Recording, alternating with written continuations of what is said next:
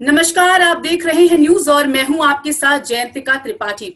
सुशांत सिंह राजपूत की मौत के 65 दिन बाद कुछ ऐसा हुआ जिसका पूरे देश, पूरी उनके परिवार को बेसब्री से इंतजार था। जी हां, महाराष्ट्र सरकार को सुप्रीम कोर्ट ने फटकार लगाई थी और केस की पूरी जांच सीबीआई को सौंप दी थी, जिसके बाद सुप्रीम कोर्ट ने यह भी कहा था कि महाराष्ट्र सरकार को कोऑपरेट करना पड़ेगा, सारे डॉक्यूमेंट सीबीआई को सौंपने पड़ेंगे। साथ ही ये भी कहा था सुप्रीम कोर्ट ने कि जब इस केस में आगे अगर कोई भी एफआईआर दर्ज होती है तो उसकी जांच भी सीबीआई करेगी, वो भी सीबीआई की जांच के दायरे में आएगा। सुप्रीम कोर्ट के इस फैसले के बाद सीबीआई ने जो टीम अपनी एसआईटी का गठन किया था उसका भी ऐलान कर दिया, जिसके अंदर 2 डीआईजी, एक एसपी, एक एएसपी और एक जॉइंट डायरेक्टर को शामिल किया गया है। ये 5 लोग एंटी करप्शन यूनिट 6 के अधिकारी हैं। साथ ही इनकी महारत, इन्होंने कई हाई प्रोफाइल केसेस से जुड़े हैं, कई केसेस इन्होंने सॉल्व किए हैं और कई केसेस की अभी भी जांच कर रहे हैं।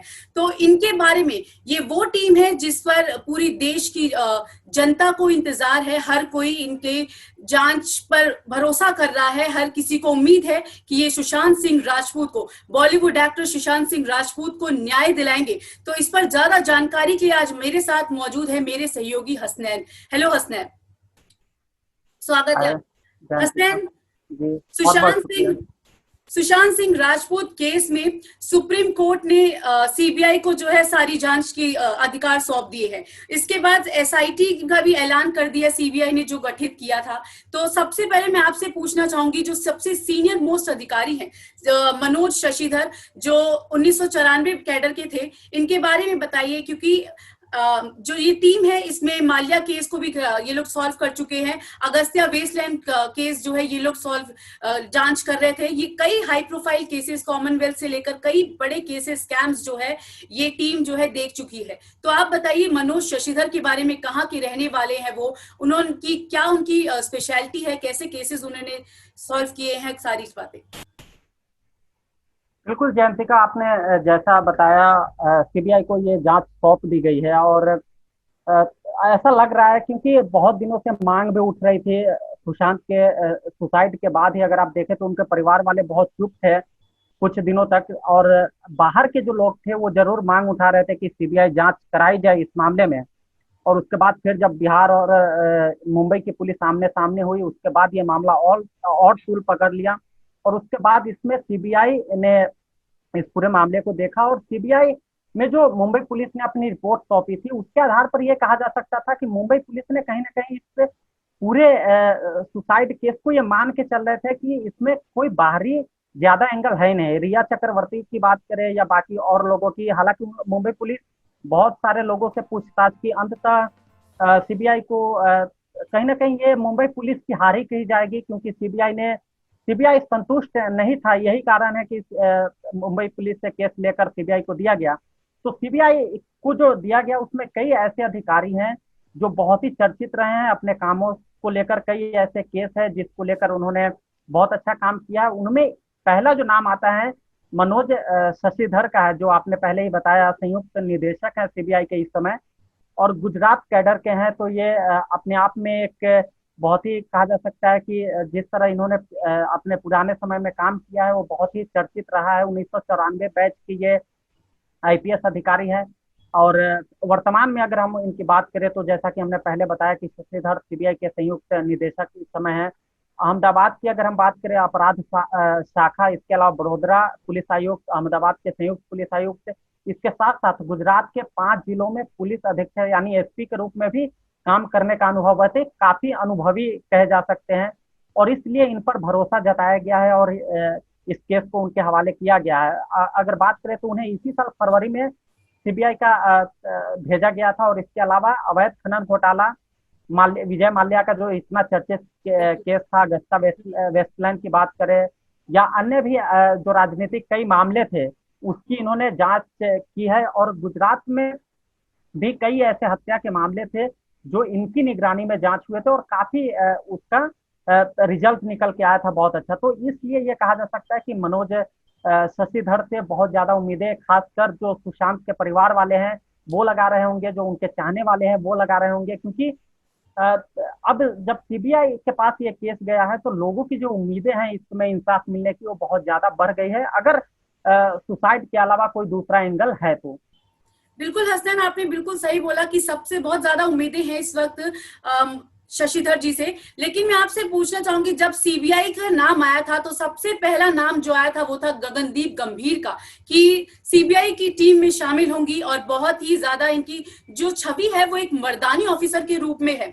और मैं आपसे ये भी बताना चाहूंगी कि जो गगनदीप गंभीर है वो खुद बिहार की रहने वाली हैं, तो उनके बारे में बताइए। खुद एक महिला ऑफिसर है और बहुत ही ज्यादा, तब अगर पढ़ाई लिखाई में हमेशा से एक होशियार, एक टॉपर स्टूडेंट रही हैं। इसके अलावा जो है इन्होंने कई बड़े केसेस, सृजन घोटाला जैसे, जिसकी अभी तक कन्विक्शन पर नहीं पहुंच पाया है, कई ऐसे केसेस इनके हाथों में हैं जो जिसमें जांच चल रही है, और कई केसेस इन्होंने पहले से जो है जो ये कर रही है जांच इसकी, ये कर चुकी है और इस वक्त सीबीआई की डीआईजी भी है। तो इसके बारे में बताइए सर, गगनदीप गंभीर के बारे में जानकारी दीजिए। बिल्कुल जयंतिका, अगर गगनदीप गंभीर की बात करें तो ये भी काफी चर्चित और मशहूर अधिकारी हैं, और इसके अलावा इन्होंने 2004 की बैच की आईपीएस अधिकारी हैं, और इसके अलावा इनका भी जो कैडर है वो गुजरात की है। तो ये काफी देखने में कहा जा सकता है कि पहले हमने मनोज शशिधर की बात करी, वो भी गुजरात कैडर की थी, ये भी गुजरात कैडर से ही है, और कई जिलों में ये पुलिस अधीक्षक, वरिष्ठ पुलिस अधीक्षक की जिम्मेदारी निभा चुकी हैं। इसके अलावा साल 2016 की बात करें तो सीबीआई में आई थी, और इसके अलावा कई हाई प्रोफाइल मामले की जांच की टीम जो थी उसकी हिस्सा रह चुकी हैं। जिस तरह मनोज शशिधर की हमने बात की, उसी तरह अगर गगनदीप गंभीर की बात करें तो ये भी विजय माल्या केस हो या अगस्ता वेस्टलैंड घोटाला हो, अवैध खनन घोटाला का मामला हो, जैसे कई मामलों की जांच में रह चुकी हैं। और इसके अलावा यूपी के जो पूर्व सीएम है अखिलेश यादव के भी जांच के दायरे में थे, और उसमें भी कहीं ना कहीं जो गगनदीप गंभीर है वो जांच कर रही थी। और इसके अलावा गंभीर ने सृजन घोटाला और पत्रकार उपेंद्र राय के खिलाफ जो मामला चला था, उपेंद्र राय काफी चर्चित जो केस हुआ था, उस मामले में भी जांच कर चुके हैं गगनदीप। हसनैन, जिस हिसाब से आपको भी पता है कि ये केस में मुख्य आरोपी जो है रिया चक्रवर्ती को भी कहा जा रहा है और जांच चल रही है, वहीं इस केस में दो महिला सीबीआई ऑफिसर को रखा गया है। हमने बात की गगनदीप गंभीर की, तो आगे बढ़ते हैं नुपुर प्रसाद की, जो खुद बिहार की हैं। और अगर मैं इनकी छवि बताऊं तो ये सीबीआई में इनकी सुपर कॉप की एक इमेज बनी हुई है, और साथ ही इनकी महारत की बात करें अगर, तो ये महिला अपराधी जो होती हैं उनसे पूछताछ करने में इनको महारत हासिल है। तो ये कितना ज्यादा मतलब दिलचस्प होगा इस केस के लिए, और कितना ज्यादा, क्योंकि जो नुपुर प्रसाद हैं ये इनको लेडी सिंघम भी कहा जाता है। और साथ ही ये किसी भी पॉलिटिशियन करप्शन से भी जो है कई जो है पॉलिटिक्स भी इनको अप्रोच नहीं कर पाते हैं करप्शन के मैटर में, कई चीजों से ये दूर रही हैं और बहुत ही अच्छी सुपर कॉप की इमेज लेकर रही हैं। तो और दिल्ली की डीसीपी भी रह चुकी है। तो इनके बारे में बताइए, क्योंकि रिया चक्रवर्ती एक तरफ होंगी तो और दूसरी तरफ दो महिला ऑफिसर्स होंगी।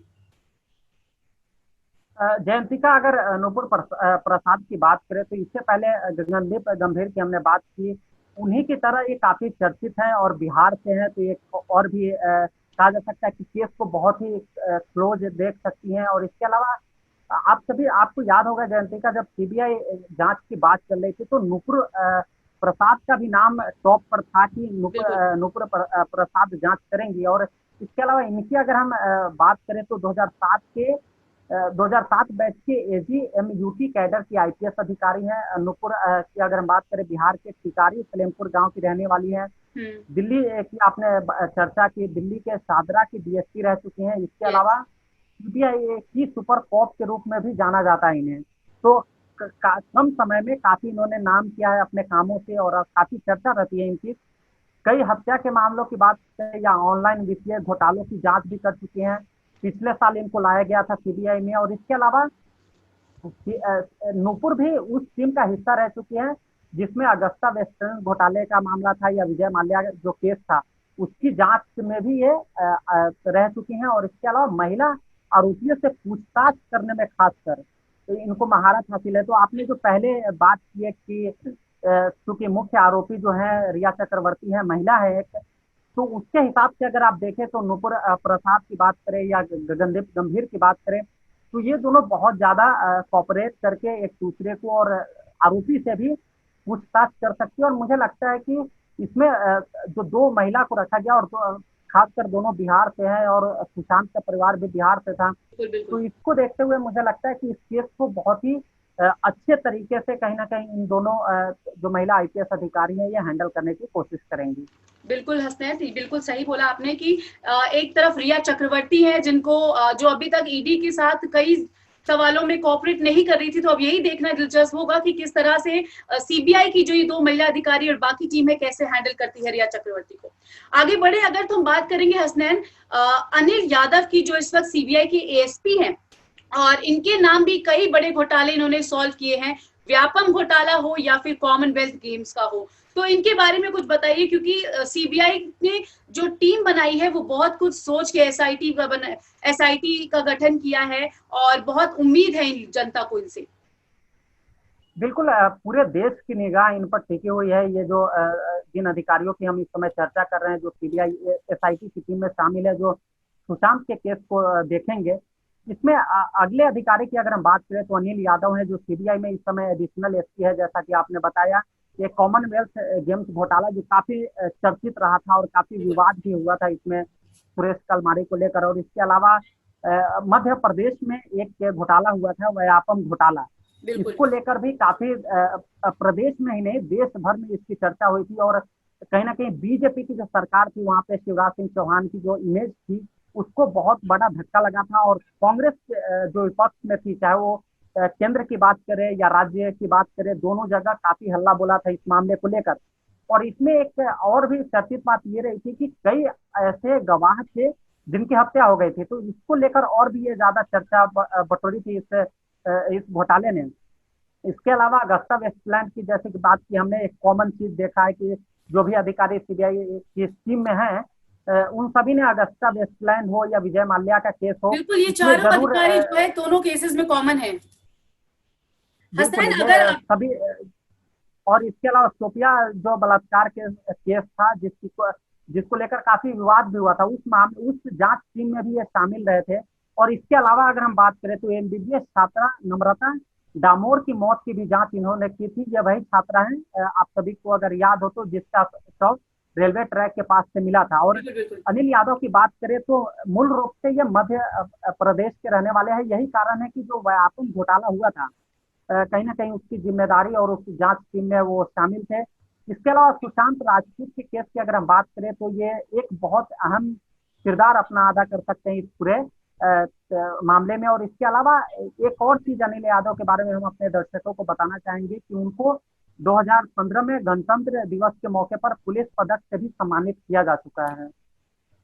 हसनैन, ये चीज मैं पूछना चाहूंगी कि ये जो चारों अधिकारी हैं ये अपने अपने जिस जिस भी राज्य में थे उन वहां के बड़े हाई प्रोफाइल केसेस इन्होंने देखे, उसके बाद इंडिया के हाई प्रोफाइल केसेस देखे, लेकिन पांचवा अधिकारी ऐसा है जो सुशांत सिंह राजपूत केस में बहुत ही अहम माना जा रहा है। जी हाँ, सुवेज हक की बात कर रही हूं मैं। ये वही सुवेज हक है जिनको सीबीआई और महाराष्ट्र सरकार के बीच एक नोडल अधिकारी के तौर पर नियुक्त किया गया है। और सुवेज हक से भी जो है इन्होंने भी कई सारे केसेस है, शीना बोरा केस जो था इन्होंने सॉल्व करवाया था, उस टीम में शामिल थे। तो इनके बारे में बताइए, हमारे दर्शक इनके बारे में जरूर जानना चाहेंगे। देखिए, सुशांत के केस में एक बहुत ही अहम अधिकारी कहे जा रहे हैं ये सुवेज हक। और काफी चर्चा हुई थी जब सीबीआई को ये जांच गए थे, तो इनकी काफी चर्चा हुई थी। और फिलहाल इस समय सीबीआई में डीआईजी के पद पर तैनात है। और इसके अलावा अगर हम बात करें सुवेज हक की, तो सीबीआई और मुंबई पुलिस के बीच जो नोडल अधिकारी के रूप में इनको नियुक्त किया गया, तो काफी अहम रोल इसलिए है इनका क्योंकि मुंबई पुलिस अभी तक जांच कर रही थी और मुंबई पुलिस के पास सारे सबूत या जो कागजात उन्होंने अभी तक जो उन्होंने बयान लिए हैं लोगों के, वो सारे रिपोर्ट उनके पास है। और उनसे सारी चीजें हैंड ओवर लेना और उसको समझना एक बहुत ही कहा जा सकता है कि अहम रोल होता है। और इसी रोल को निभाएंगे सुवेज हक। और इसके अलावा अगर हम बात करें इनके इनकी तो 2005 बैच के आईपीएस अधिकारी हैं और 2018 में 5 सालों के लिए सीबीआई में इनको भेजा गया है। तो यह भी अपने आप में काफी कहा जा सकता है कि जो 5 सालों के लिए सीबीआई में भेजा गया है, तो कहीं ना कहीं ये काफी चर्चित और अपने कामों से सबका ध्यान आकर्षित करने वाले आईपीएस अधिकारी के तौर पर अपनी पहचान रखते हैं। भीमा कोरेगांव जो हिंसा हुई थी, सभी को याद होगा, बहुत ही चर्चित हुआ था, काफी विवाद हुआ था इस मामले को लेकर। जब ये मामला हुआ था उस समय ये एसपी पुणे ग्रामीण थे, और इस केस को किस तरह से हैंडल किया गया था वो भी आप सभी लोग जानते हैं। और इसके अलावा इनकी टीम ने ही हिंसा भड़काने वाले दक्षिणपंथी कार्यकर्ता मिलिंद एक बोटे को गिरफ्तार किया था। और इसके अलावा भी उस हिंसा में एक व्यक्ति की मौत हुई थी, कई अन्य घायल हुए थे, इसलिए भी वो काफी उसको लेकर विवाद हुआ था। और इसके अलावा इनका एक और जो केस है जिसके बारे में आपने पहले ही बात की, अपने दर्शकों को बताया, शीना बोरा जो मर्डर केस था, इसमें भी इस जांच टीम में भी वे शामिल रहे थे। और इसके अलावा मुंबई के कई ऐसे केस हैं जो मुंबई पुलिस में रहते हुए इन्होंने बहुत ही आसानी से और बहुत ही जल्दी सॉल्व करने की कोशिश की और आरोपियों को गिरफ्तार कराया। इसके अलावा एक और केस के बारे में कहा जा सकता है कि 2012 में जब रायगढ़ में एक जली हुई लाश मिली थी, तो केस का खुलासा होने पर एक जो जांच का आदेश दिया था उस समय भी इस टीम में थे और काफी उस दौरान भी चर्चा हुई थी। तो स्वेज हट का जो मेन कहा जा सकता है जो इस समय काम है, वो मुंबई पुलिस ने जिस तरह से बर्ताव किया बिहार पुलिस के साथ, उनके एक आईपीएस अधिकारी को वहां क्वारंटीन कर दिया गया। तो इन सब चीजों को देखते हुए सीबीआई ने जो हठधर्मी अपनाई थी मुंबई पुलिस ने, उसको देखते हुए जो ये नोडल अधिकारी सुबेज हक को वहां पर, क्योंकि मुंबई में काम करने का अनुभव है, महाराष्ट्र और पुणे में काम करने का अनुभव है, तो उसको देखते हुए मुंबई पुलिस के लिए भी काम कर चुके हैं। तो तालमेल बहुत अच्छा हो सकता है इनका और मुंबई पुलिस का। तो मुझे लगता है कि ये सबसे अहम अधिकारी होंगे मुंबई पुलिस से सारे सबूत और सारे जो चीजें हैं उनसे लेने के लिए और उनसे सारी बातें समझने के लिए। और मुझे लगता है कि इन जिन अधिकारियों की हमने बात की इस पूरे सीबीआई जो जांच दल में है, ये सभी सुशांत के केस को बहुत जल्द, क्योंकि देश की जनता भी चाहती है कि जल्द से जल्द क्या हुआ था सुशांत के साथ वो लोग जाने और जल्दी सामने आए। तो हो सकता है कि जो सभी अधिकारी हैं अपनी मेहनत और अपने कार्य क्षमता के मुताबिक जल्द से जल्द इस मामले को सुलझाएं। बिल्कुल हसनैन, जिस तरह से आपने बोला कि पूरी देश की जनता की नजरें टिकी हुई है इन 5 लोगों पे और बहुत ज्यादा भरोसा है, लेकिन वही बात करें कि जब सीबीआई को ये केस हैंडओवर किया गया, जब सीबीआई मुंबई पहुंची तो उन्होंने सुशांत के पुराने मोबाइल्स और लैपटॉप्स को भी मुंबई पुलिस से ले लिया है। साथ ही अब जल्द ही जो है सीन रिक्रिएट करने की भी प्लानिंग हो रही है। उनके दोस्त से, महेश शेट्टी से जो है आज पूछताछ की जा रही है। और तो बिल्डिंग का सीसीटीवी भी बरामद कर लिया है सीबीआई ने। बहुत जल्दी आज एक ही दिन में काफी सारी कुछ चीजें देखने को मिली। लेकिन मैं हसनैन हमारे दर्शकों को ये बात बताना चाहूंगी कि ये वही सीबीआई है जिसको 2013 में यही कोलगेट स्कैम के लिए, जो बहुत चर्चित कोलगेट स्कैम था, उसके लिए इसी सीबीआई को सुप्रीम कोर्ट ने फटकार लगाई थी और कहा था कि सीबीआई पिंजड़े में कैद तोता है। वही सीबीआई है जिसके झोली में जो जिया खान, बहुत चर्चित बॉलीवुड का सुसाइड केस था, या और भी सुसाइड केस की बात करें, जो सुसाइड केस और मर्डर था वो अभी भी कन्विक्शन तक नहीं पहुंचा, चाहे वो सुनंदा पुष्कर केस हो। और अगर बात करें रिजवुन रहमान 2007 का जो केस था अशोक टोडी के, बिल्कुल वो केस था, वो भी अभी तक कन्विक्शन तक नहीं पहुंचा। कहा गया था कि उसमें अशोक टोडी को बचा रही थी सीबीआई। और साथ ही बात करूं मैं आरुषि मर्डर केस, जो बहुत चर्चित था, आरुषि मर्डर और हेमराज डबल मर्डर केस, वो भी किसी कन्विक्शन तक नहीं पहुंच पाया था इतने सारी जांच के बाद। और ऐसे कई सारे केसेस हैं जो सीबीआई के पास हैं और अभी भी वो कन्विक्शन तक नहीं पहुंच पाए हैं। तो ऐसे में हसनैन ये देखना दिलचस्प होगा कि जो देश की जनता है उनकी नजरें इन 5 लोगों पे टिकी है, और ये सीबीआई की ये टीम जिसको सुप्रीम कोर्ट ने पिंजरे में कैद तोता भी बता दिया था, वो कितनी खरी उतरती है। फिलहाल के लिए बस इतना ही। इसी तरह से तमाम बड़ी खबरों के लिए देखते रहिए न्यूज़। धन्यवाद।